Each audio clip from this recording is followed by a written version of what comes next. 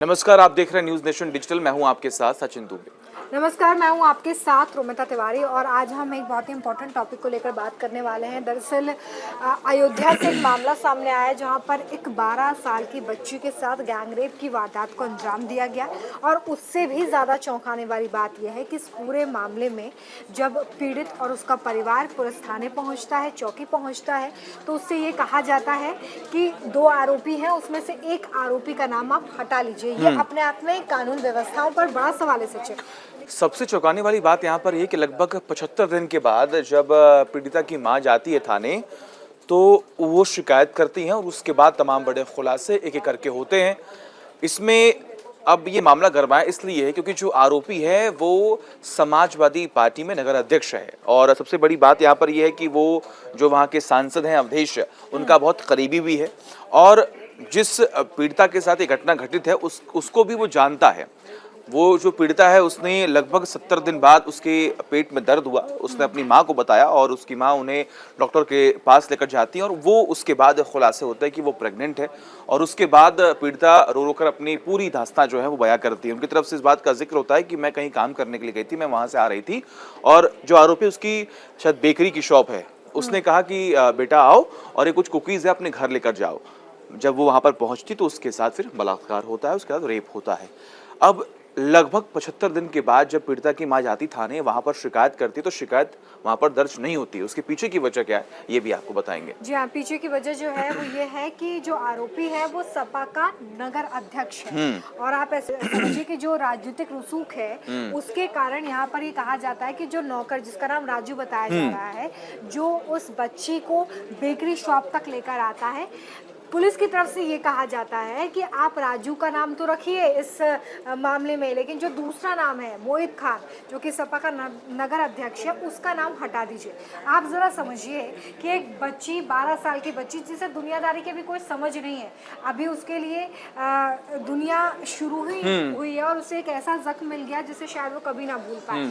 और उस बच्ची के साथ गैंगरेप होता है क्योंकि मोहित खान जो कि सपा का नगर अध्यक्ष है वो तो रेप करता ही है और साथ ही राजू जो उसको बुला कर ले गया था वो भी उसके साथ रेप करता है। और ये जो सिलसिला है ये 1-2 दिन नहीं बल्कि कई दिनों तक चलता है। उसके बाद जब वो इंसाफ की गुहार लेकर चौकी पहुंचते हैं तो ये पता चलता है कि आप इसमें से एक नाम हटा दीजिए, एक नाम रखिए, मतलब कोई सुनवाई नहीं होती। और सबसे बड़ी बात, चौंकाने वाली बात यहाँ पर ये है कि जो चौकी थी वो खुद मोइन खान के घर के अंदर ही चल रही थी पिछले कई सालों से। 2012 तक अगर हम बात करें, 2012 से ही उनका जो चौकी है वो उनके घर में ही चल रही थी। तो वहाँ के जो इंस्पेक्टर थे, जो वहाँ पर जो और भी लोकल अधिकारी थे, वो उनके जान परिचय के थे, इसीलिए शिकायत दर्ज नहीं हो रही थी। लेकिन जिसके बाद जब कार्रवाई हुई है तो वहाँ पर कई के खिलाफ एक्शन भी लिया गया है और थाने को शिफ्ट भी कर दिया गया लगभग 3 किलोमीटर दूर।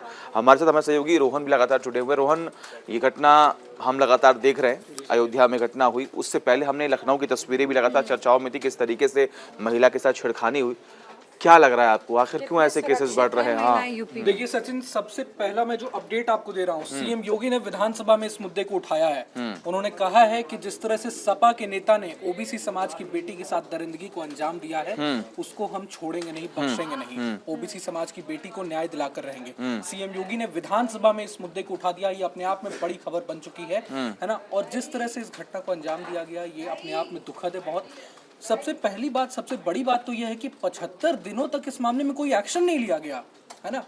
और जिस नेता का नाम सामने आ रहा है, सपा नेता मोइन खान, उसके साथ ही राजू खान, उनके ही घर में चौकी चल रही थी, भदरसा चौकी उनके घर में चल रही थी, इसलिए उन पर एक्शन नहीं लिया गया। अधिकारियों ने एक्शन नहीं लिया, उन पर भी एक्शन होना चाहिए, है ना। तो योगी ने संज्ञान में ले लिया है। अब दूसरी बात, कौन है ये नेता, क्या हिस्ट्री रही है इसकी, ये भी अहम सवाल उठता है। पहले ऐसे कोई केसेस और भी हैं या नहीं। दूसरी बात सामने ये भी आ रही है कि अवधेश प्रसाद से इनके लिंक्स हैं, हाँ। खास करीबी बताए जा रहे हैं, है ना। तो इस पर भी जांच होनी चाहिए। ये मसला भी जरूर उठना चाहिए क्योंकि सपा प्रमुख अखिलेश यादव लगातार बेटियों की सुरक्षा, महिला सुरक्षा का मुद्दा उठाते आ रहे हैं।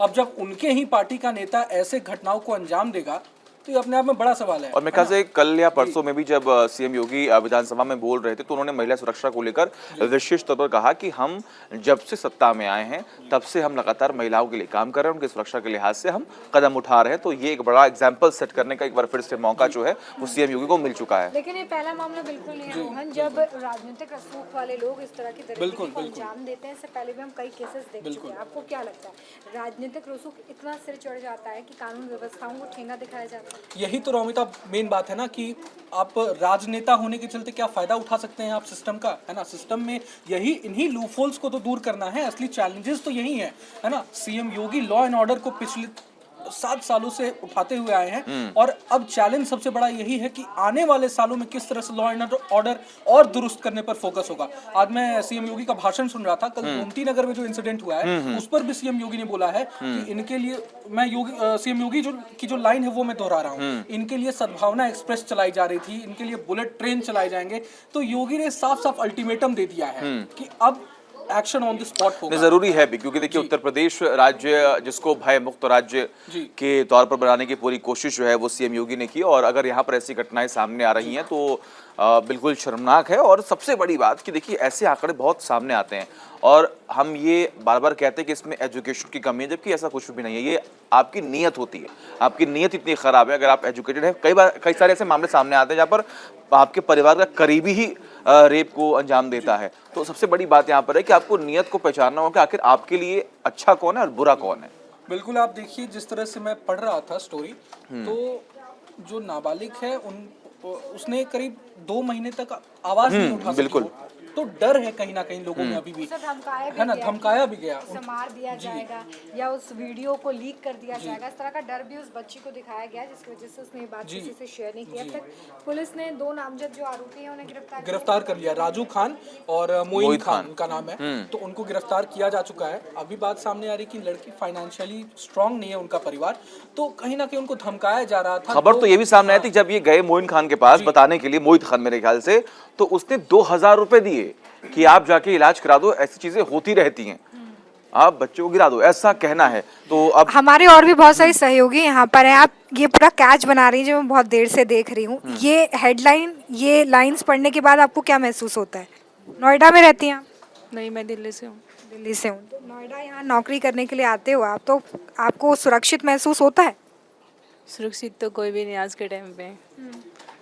तो जब इस तरह की खबरें आती हैं तो क्या लगता है, पहला रिएक्शन क्या आता है दिमाग में? तो यही होता है कि इनका इनकाउंटर करना चाहिए। वैसे ही ये नहीं होना चाहिए कि जो भी इनका कुछ भी केस होता है ना तो डिले नहीं करना चाहिए। अगर आपके पास पूरे प्रूफ है ना तो इनकी ऑन द स्पॉट डेथ कर देनी चाहिए। मेरा मानना तो यही है।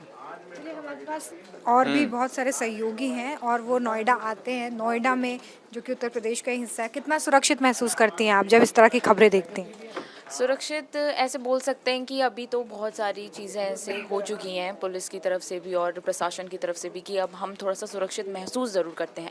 जैसे कि नाइट शिफ्ट है हमारी, तो हम 12 बजे भी अब आराम से घर जा सकते हैं, सुरक्षित घर पहुंच जाते हैं। पर ऐसी खबरें सुनकर कहीं ना कहीं दुख ज़रूर होता है। तो ऐसे लोगों के खिलाफ किस तरह से कार्रवाई करनी चाहिए?